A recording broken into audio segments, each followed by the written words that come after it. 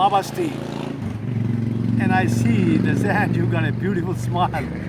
And we got a beautiful day. We are looking at the trees. They have the wind is blowing and every leaf is moving. And that is the existence. And that is the love. And today we're going to talk that love and Donald Trump. Everyone is born because of the mercy of God and because of our mom and dad. And we all are getting what we call an unconditional love.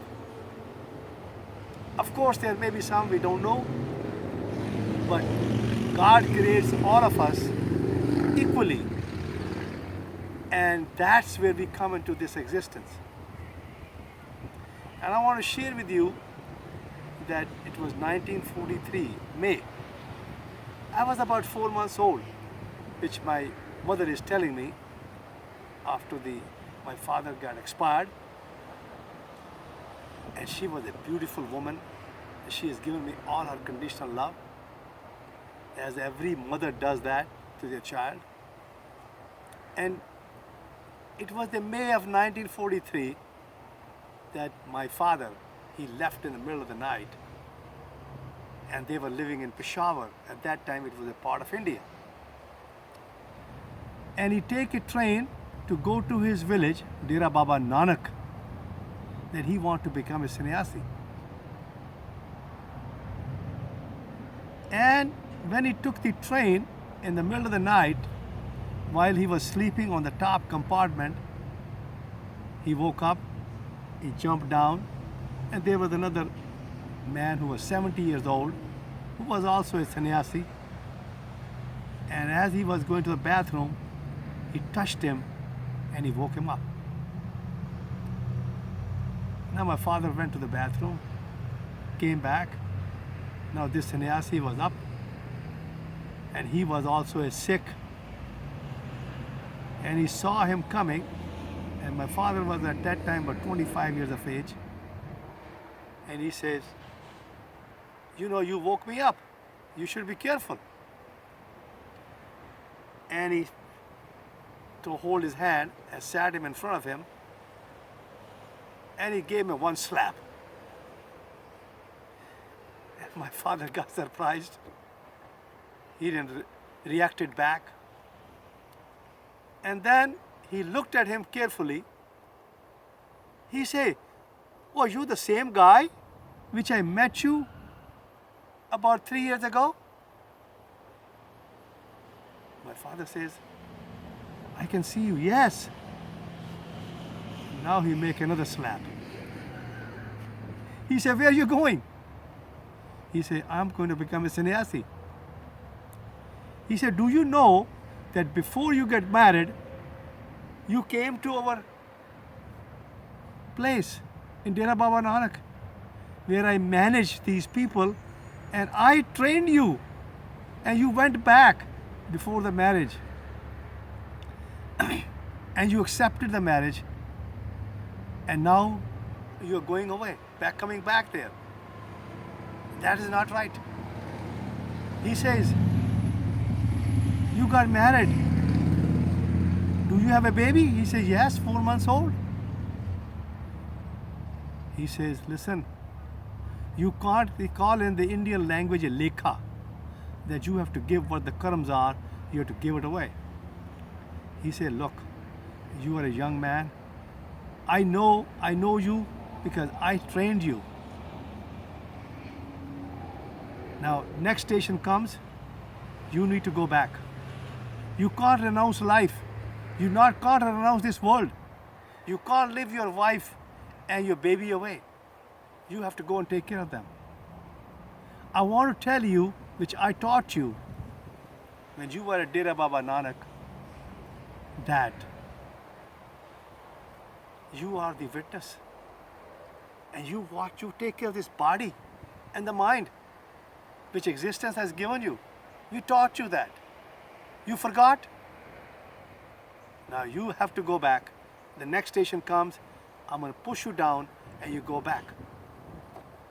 Well, that sannyasi pushed him back and my father come back. It was 8 o'clock in the morning, my mother says. He came back and he said he hold you, and he hugged me. And after that, he totally become a sannyasi. And he gave me the unconditional love. And that's what a love is. Every child who is born this world, totally innocent, totally unconditioned, and they have what we call unconditional consciousness. They need that unconditional love from whosoever adopt them or accept them or wherever they come. You know, all the animals do the same thing. They take care of all their offsprings, and that is the total love. And let me tell you, my father wanted me to become a doctor. And when I got into the medical school, and he took me on his bicycle from a town in Delhi, I call it Lajpat Nagar, and from there he took me to a place where we can buy the books. And I'm telling my father, you can get me the second-hand books. He says, no, I'm going to get you the new books. So you put your own marks. And he did that. And I tell you, 1974, he moved to the United States, where I came, and he had an aortic valve disease. Replacement was done, and he was taking about 20 pills a day. And I was looking for an answer. At that time, I was a practicing physician, because he has given me everything, and I'm looking what I'm doing for him. Nothing. And I met Dr. Sodi Polaris, who was an electrophysiologist from Mexico, a genius man. And I visited him 1981 in Mexico City. And the first patient, when I went to his clinic, he introduced me. His name was Joseph, and Joseph was 70 years old. And Joseph says to me, Sodi Polaris is a God to me. He has taught me with his total love how I'm living. I was 40 years of age when I had 3 girlfriends. And I was running around with them, and I was drinking, eating steak every day, eggs every day, so that I can satisfy them. And then I got a heart attack. I end up in the hospital. Sodi Polaris comes in the morning, and he says, look, I'm going to start you a polarizing treatment. And I tell you, he gave me his book called The Ischemic Heart Disease and Polarizing Treatment, and it is the first book which I have seen it where he wrote about God. There is no medical book where written name of God, and that is the love. And he says polarizing treatment is not my own, it is God's treatment, it is his love or her love which has brought me here. So Joseph is telling that Sodi Polaris is my God, is a living person who has helped me and who has given me polarizing treatment. And he was telling me that he has taught me how to look my electrocardiogram. He said, now my pulse is only 50. I'm climbing on the mountains, and I have one girlfriend, and I am sexually active, and I love her, and I love my Sodi Polaris. And tell you that Sodi Polaris, a scientist who wrote first time in his book, it is the God who has blessed me to start this polarizing treatment. It is his love.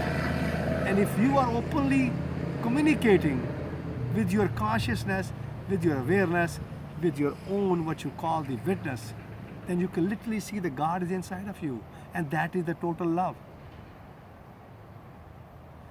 Yesterday, my grandson, I want to show his picture and I want to show you the book.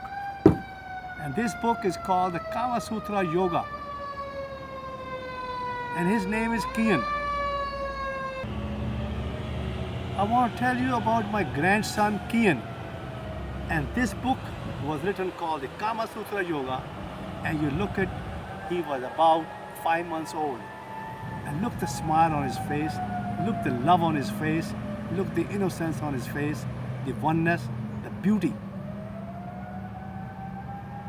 And this book was written in 2008. Yesterday, I went and I saw him, and he's now about 9 years of age. And I see that his face is completely changed. The innocence is gone. And I'm telling him, give me 5. He don't even want to give me that. And the love is gone. The innocence is gone. The wildness is gone. I see him looking on his iPad and playing the game. And I say to him, Kian, I love you. He's looking at me, but he's not reacting. And I'm laughing. The love is gone. And that is because of the conditioned unconsciousness. And that is what we all have done, that destroying ourselves at a cellular level. Because every cell in our body is totally conscious. They are master of our body. It is our senses. Eyes, the nose, the mouth, the ear, the hands are running outside. And that's how we have conditioned ourselves. And totally unconscious. And I got so scared looking at him, and I tell my wife, please help the Kian. Let's get back to the innocence. She said, I'll try my best. I'm looking Donald Trump, a beautiful soul. He was born in 1946. He was the 4th one from his family. And I tell you, I'm sure he was completely innocent and a wild and a oneness. And his father given him unconditional love.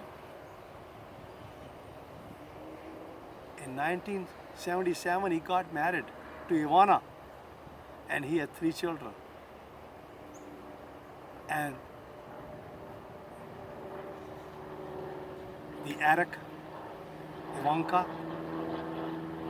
and Trump Jr.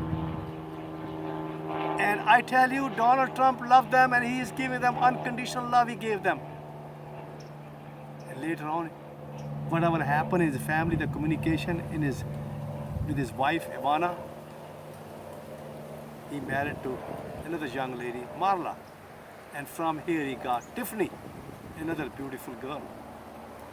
And later that also divorced, or whatever way it happened, the circumstances, or whatever they were, lack of communication. Now he met Melina, and he has one baby through her, and that is Beryl. And I see Donald Trump every day. I feel like he's sitting in front of me. I'm talking to him. But I tell you, he has given unconditional love to his children. I'm sure he loved it, all the wives. But I see he's still running what you call with that ego, the wall, which is there. He has to let the wall go and become totally lovable to himself.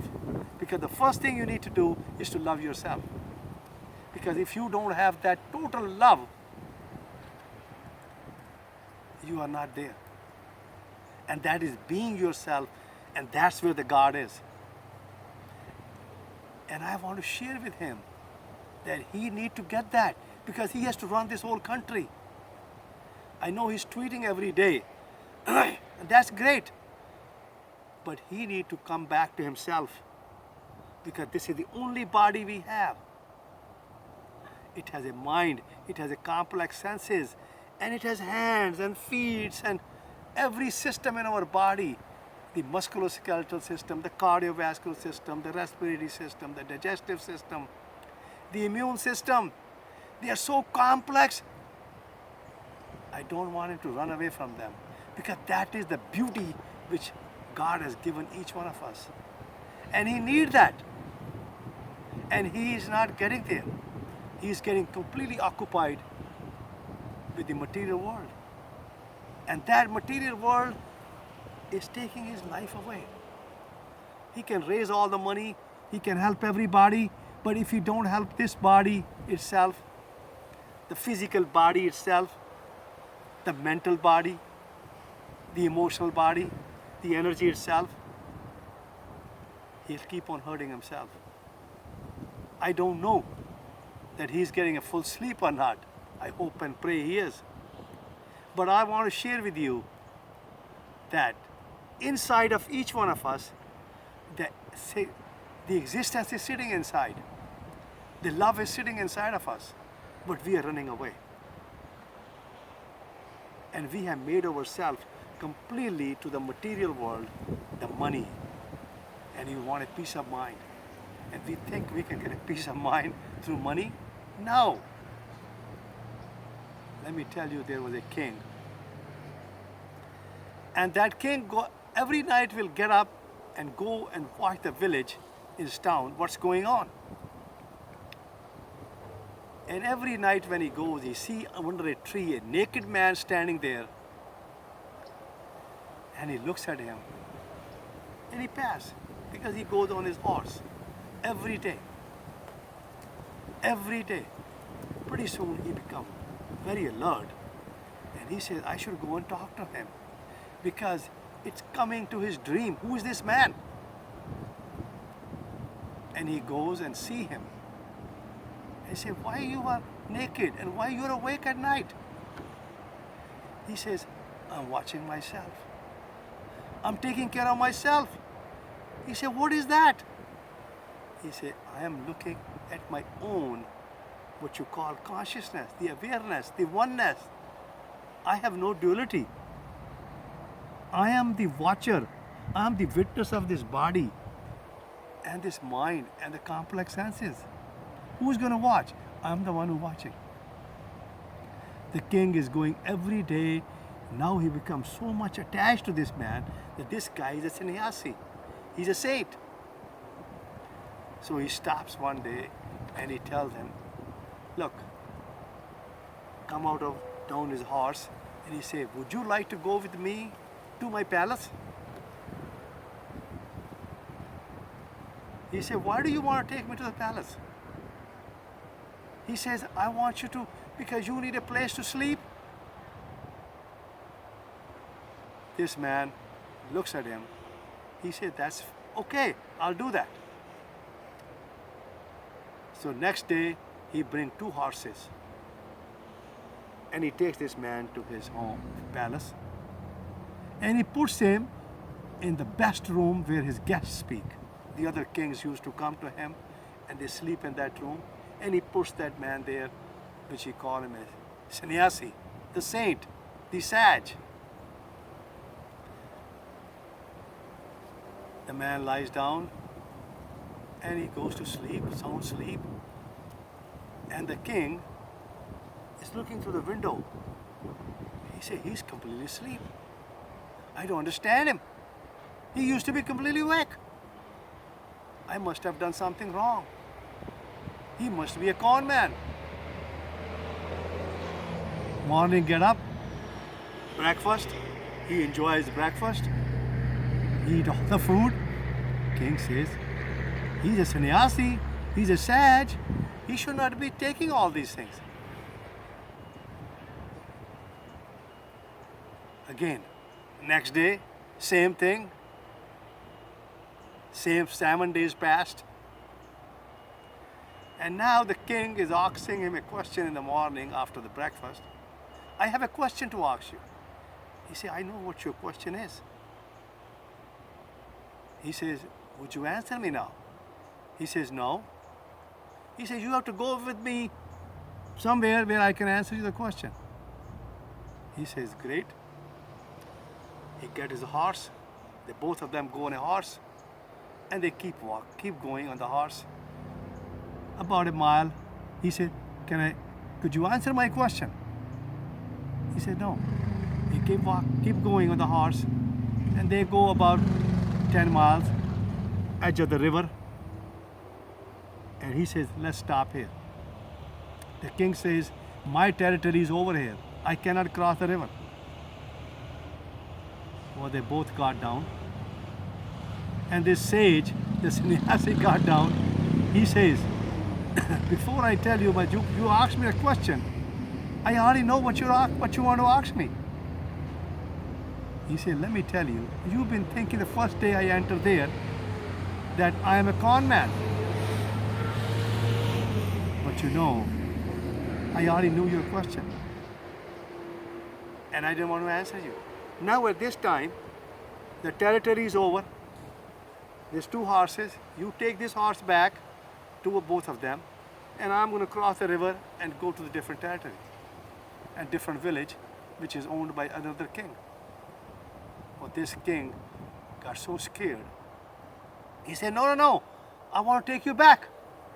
He said, no, I don't want to go back because you will have the same feeling. Because you are not being yourself. You are away from yourself. You are living in an objective world.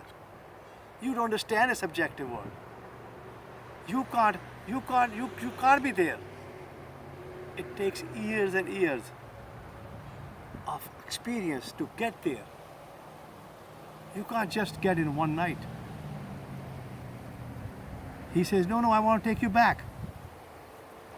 He says, okay, I may go back with you, only in one condition. When we reach there, I can stay 7 days. And if you get fed up, I'll leave again. King says, that's great. But I want one exception to that please teach me how to be a being to yourself and to love yourself, to become awareness and a consciousness and become oneness to yourself. He says, I will definitely teach you.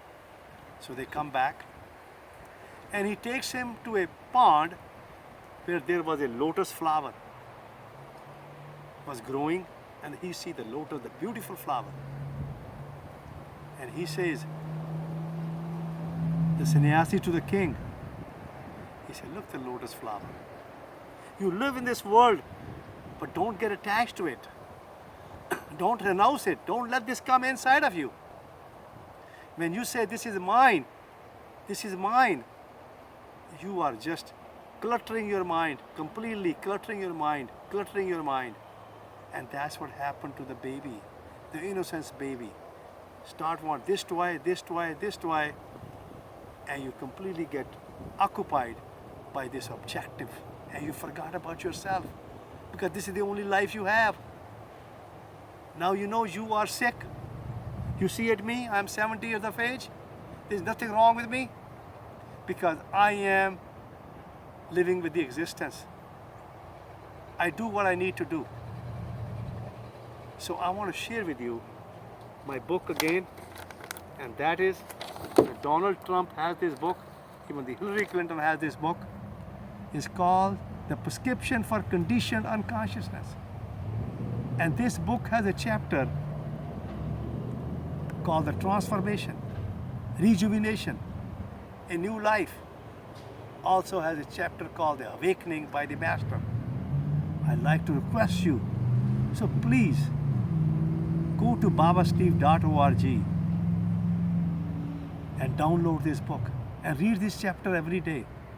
And 90 days you will see a difference, that you will learn how to be enlightened by yourself and how you can take care of this body. How you can take care of this body physically, mentally, emotionally, because this body has a self-induced healing. Please go and visit Baba Steve and download the book and read it and share this book with your health practitioner so you can heal yourself and you become oneness and be yourself and start loving yourself. This body, and this is the only body you have, and you will learn how to enlighten yourself and become one with the existence. And I request Donald Trump and his staff to invite us so we can get him there. Let's not become a con man. Let's not become an empty man. Let's have a total love, have a total bliss, total oneness, which existence has given each one of us. God bless. Namaste. Amen.